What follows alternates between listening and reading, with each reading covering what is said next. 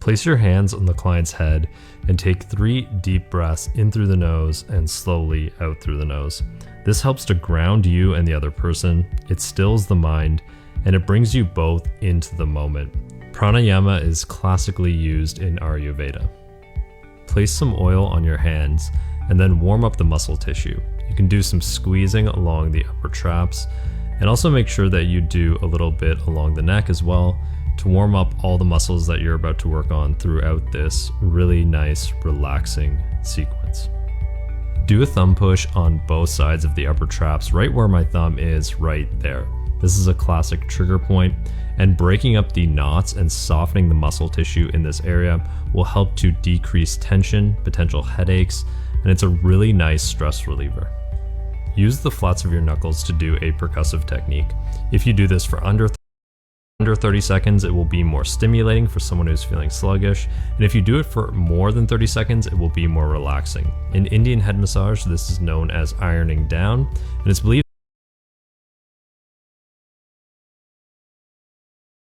that if you do this, it helps to drain toxins away from the shoulders and increases circulation. Place your hands on the shoulders and then provide a stretch. Only move at the rate at which the muscle allows your hands to move. You can even go down past the shoulders into the arm because of the connection that the shoulder girdle has to the arm, and this will also help to increase the relaxation and lymphatic drainage. Provide a cross-hand stretch to the pecs. You can hold this for 30 seconds to a couple of minutes. This is really relaxing and great for anyone in modern society, especially with all the screen time that we take in. Hold it, sink in, and only move at the rate at which the tissue allows your hands to move. You can even go all the way along the clavicle into the shoulder. Place your hands on the shoulders and then on either side of the spine, slowly drag your hands up, stretching out all of the tissue in the neck until you get right to the base of the skull, and then you can drop your hands down into the table and then slowly lift up, dragging through the hair. Take the flat of your hand and place it underneath the occiput. Then what you're going to do with your top hand is place it on the forehead, and then one segment at a time you're going to provide a traction to the spine and the neck. This is used to decrease congestion, help to drain toxins in Indian head massage. You can hold it for 15 to 20 seconds and then relax. And you can repeat 2 to 3 times. Make sure that when you do this though, that you're quite gentle. You don't want to pull the neck or injure anything. It's a very subtle technique that you slowly move into. Stimulate the scalp by doing some brisk motions of the head. This is a natural protection and helps to spread natural oils produced by the scalp along the whole length of the hair, allowing it to protect and condition right to the tips. You can do this for 30 seconds to a couple of minutes. Do some scalp plucking with a soft landing and quick takeoff in a very brisk motion. This is a very energizing technique for the scalp and brings circulation to the surface. It's believed that if you rebalance the energy, it makes stress and everything that you experience in life a lot easier to manage. Hair stroking helps to bring the person into a deeper relaxation. You can run your fingers or fingernails through the hair in a very consistent, wave-like motion. This brings about a sense of calm, and the person will feel very nurtured. Facial tapping helps our skin absorb necessary nutrients. It encourages lymph drainage, which helps eliminate the damage from free radicals. It enhances our skin's ability to breathe by improving the flow of oxygen, and it also plumps the face and smooths wrinkles by stimulating collagen production. Tapping is both relaxing and refreshing. Many people report fewer headaches, better sleep, and an increased sense of calm when you do this for 5 minutes per day. Do a head squeeze. This is really nice for relieving tension headaches, and it has a very grounding effect. Take the heels of your hands and press them on either side with a medium pressure, and then lift slowly for 3 seconds, and then gently, subtly relax your hands. Wait about 3 seconds, and then engage again. And you could follow this about 3 to 4 times, and it feels really, really fantastic. In a circular motion with the heels of your hands, make slow, wide, circular movements. This is a really nice massage for eye strain, releasing tension, headaches, and stress. You want to do this for a minute or two, and it's quite gentle, and you're using the meaty part of your hand to make sure that it's as comfortable as possible over that thin skin of the temples. If you really want to make this treatment something special, adding on a facial massage after the scalp and head massage is going to be key. Here I'm working on the frontalis muscle, which is a thin muscle that runs across the entirety of your forehead.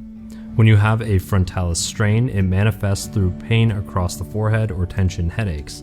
The best way to relieve this strain is to either rest it, apply a cool compress, or gently massage the forehead. Massage stimulates blood flow to the forehead and can relieve the frontalis muscle tension. Work the jaw along the masseter muscle. That's going to be great for anyone with TMJ pain. And then work in some scalp massage as you're working with these muscles. There's a fascial attachment from the scalp into the face. Everything is related, so just getting that nice overall effect for everything feels so relaxing and fantastic. Here I'm doing a really nice squeeze along the scalp. Going underneath the cheekbones is going to be really good for relieving the sinuses. And then go along the jaw and just get some nice flowy, slow speed, relaxing strokes. As you guys can see here, Shelby looks like she is really enjoying this. And you could use your whole hand. I like to use my thumb and almost kind of like squeeze the scalp a bit. There's so much blood supply and nervous system relation in our scalp. So getting that nice full effect for the entirety of the top of the head and scalp is going to be really good for increasing blood flow and also decreasing fascial restrictions. Doing a nice little ear pull is also a really good technique. This can help people who have stuffy ears. And really it just feels nice when you take the earlobe, pull it a little bit, and do a little traction. Here I'm just working at the end of the scalp, just doing a little bit of kneading around the edges.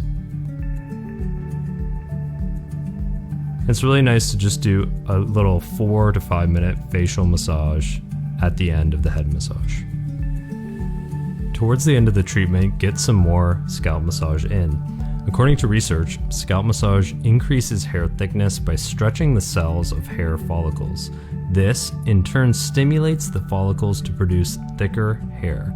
It's also thought that a scalp massage may help dilate blood vessels beneath the skin, thereby encouraging hair growth. So as you're doing this and the person on the table is feeling so fantastic, you can also recommend to them for self-care that they can do this for about 5 minutes daily, and this will likely give them the best results for hair growth. Consistency is key if they want this to work. So here I'm just doing this kind of ringing technique, and I find it feels really nice.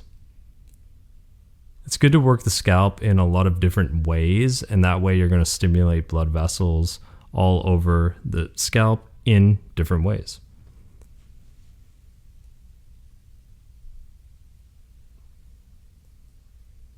You can also take the hair, gather it all with your hand, and then do this kind of twisting technique. So I'm twisting the hair and just kind of combing it out. This is a really traditional Indian head massage technique, and I find that it is so nice for relaxing and also stimulating the hair follicles. Some people aren't going to like these hair pulls, so make sure if you do this that it's quite gentle. If someone has more brittle hair, be conscious not to do this too hard, but I do find for the most part that most people do really like this technique. And after you've held it for about 30 seconds, gently let go and comb the hair out. And finally, finish the treatment as you started. Place your hands on the client's head and get them to take 3 deep breaths in through the nose and slowly out through the nose. Breathing through the nose allows you to take deeper breaths, which engages the lower lungs. When the lower lungs become more active, they pump out more oxygen to the rest of your body. More oxygen means more support for your cells and maintains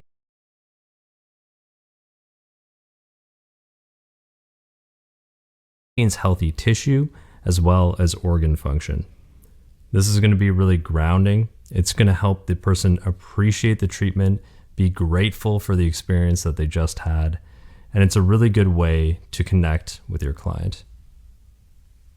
If you really want to keep them coming back for more, then add a hot towel at the end of the treatment. You can place some essential oil in it, which will help to boost mood.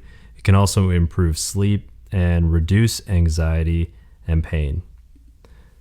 Hot temperatures or heat therapy also increases blood flow in the skin, allowing oxygen and nutrients to move through the blood vessels, which is essential for the regrowth of damaged tissue and for the stimulation of fibroblasts. Heat is also known to increase the skin's permeability, which will result in better absorption if you place any skincare products on the client.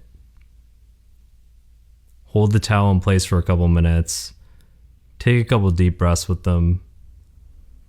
Just be in the moment with your client.